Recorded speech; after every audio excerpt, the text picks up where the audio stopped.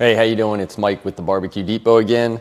Today, what we're gonna do is go over replacing a infrared burner on a Lynx Sedona grill. So the first thing you wanna do here is you wanna take out all the cooking grids, you wanna take out the heat trays, the briquette tray, you wanna take out the divider that's here, and then what you wanna do is there's a little bolt down here. It's a 7/16 on my ratchet set here. So you just kind of take this bolt out. That way that will let you get to your burner. So basically what you want to do is put your hands in the kind of the middle of the back part of the burner, pop the back end up, and slide it up and out. And then what we're going to do is the replacement burner for that is the 33943. You can also use the 32915 burner. It's basically the same burner here, but it comes with a screen if you really want a screen on top. But the 33943 is actually the Sedona burner. So what you want to do is grab it again, and you kind of want to put it in this way here.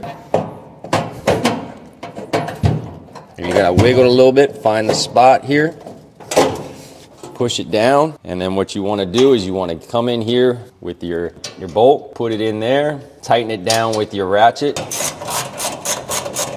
And you don't have to kill it, you just kind of want to make it snug, that's it. And that's how you install this burner in the Lynx Sedona grill. You want to remember to take all the plastic off that's on the burner, just so it doesn't burn up. So if you have any questions or need any help with any of the Sedona grills or any grill, you can contact us toll free at 877-983-0451, or you can go to thebbqdepot.com.